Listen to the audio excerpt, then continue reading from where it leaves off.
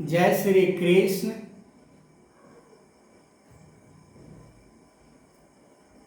शरीर जैसे पुराने वस्त्र को फेंक देता है और नए वस्त्र को धारण कर लेता है, ठीक उसी प्रकार आत्मा पुराने शरीर को त्याग कर दूसरे शरीर को धारण कर लेता है।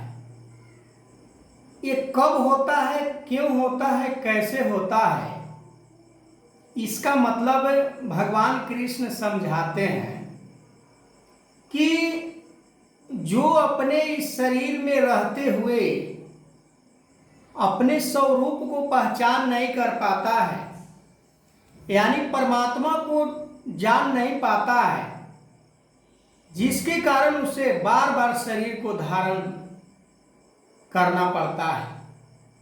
यदि मानव जीवन में परमात्मा को प्राप्त कर लिया तो फिर उसे बार बार शरीर धारण नहीं करना पड़ता है। पर इंसान, मनुष्य लोभ लालच स्वार्थ में पड़कर संसार के सुख सुविधा को संसार में ढूंढने लगता है और इसके साथ में इतना मगन हो जाता है, इतना खुश हो जाता है कि उसे और आगे कुछ दिखाई ही नहीं देता है कि हमें मानव जीवन में और कुछ करना है। पर मानव जीवन का एक ही मकसद और एक ही लक्ष्य था कि परमात्मा को प्राप्त कर लेना। पर आज इंसान शरीर को सौंदर्य बनाने में लगा होता है, संसार के धन दौलत को इकट्ठा करने में लगा होता है, ऊंचे ऊंचे विचार को धारण करके भी वो परमात्मा को नहीं प्राप्त कर पाता है। इसका सबसे बड़ा रीजन अज्ञानता है, सबसे बड़ा रीजन स्वार्थ है, जिसके कारण हम परमात्मा को नहीं प्राप्त कर पाते हैं। परमात्मा,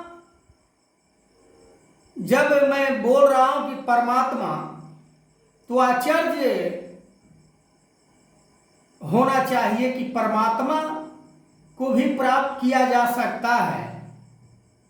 पर ऐसे बात हर किसी को पसंद भी नहीं है कि परमात्मा की बात की जाए, परमात्मा की प्राप्ति की बात की जाए, इस मानव जीवन को उद्धार करने की बात की जाए, इस मानव तन को कल्याण करने की बात की जाए, तो फिर हम पीछे हो जाते हैं। यदि हम बात करें ये संसार की धन दौलत की कि ये काम करने से धन वैभव प्राप्त हो जाएगा, ऐसा करने से मान प्राप्त हो जाएगा, ऐसा करने से सुंदर दिखने लग जाओगे, तो भीड़ लग जाता है। क्योंकि स्वार्थ से ऊपर इंसान उठना नहीं चाहता है, क्योंकि मजा आता है उसे संसार के भोग विलास में, संसार के सुख सुविधा में उसे आनंद आता है। तो परमात्मा को क्यों प्राप्त करे? पर परमात्मा को प्राप्त करने के बाद क्या होता है और परमात्मा को नहीं प्राप्त करने के बाद क्या होता है, इसी मानव जीवन में समझ में आ जाता है। कब? जब इंसान जब ये शरीर को त्याग देता है और जीव आत्मा जब 84 लाख योनि में धर्मराज भिन्न भिन्न शरीरों में जब भेजते हैं तो बड़ा कष्ट होता है कि मानव जीवन में मैं कितना सुख को भोग के आया हूं, कैसे कैसे सुंदर सुंदर वस्त्र पहन के आया हूं, अच्छे अच्छे बंगले में रह कर आया हूं, अच्छे गाड़ी में घूम कर आया हूं, और आज मेरी दशा ऐसी तो वहाँ पर केवल पछतावा ही होता है।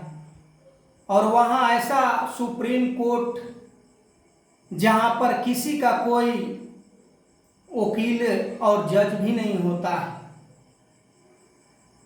क्योंकि वहाँ पर धर्मराज के सिवा और कोई दूसरा वकील और जज नहीं होता है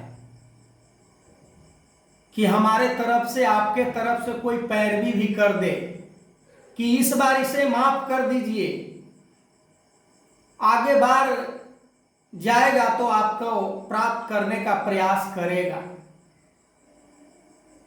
दुर्लभ मनुष्य जन्म है होत न बारंबार, तरुअर जिम पत्ता झरे बहुर न लागे डाढ़।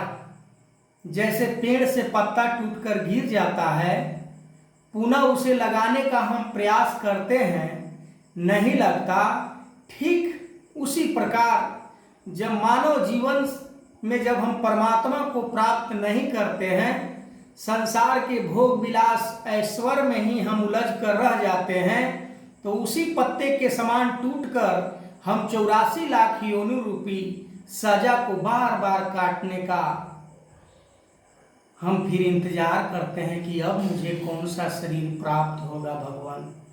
तो आगे मैं इस वीडियो को कंटिन्यू करूंगा, तब तक के लिए जय श्री कृष्ण।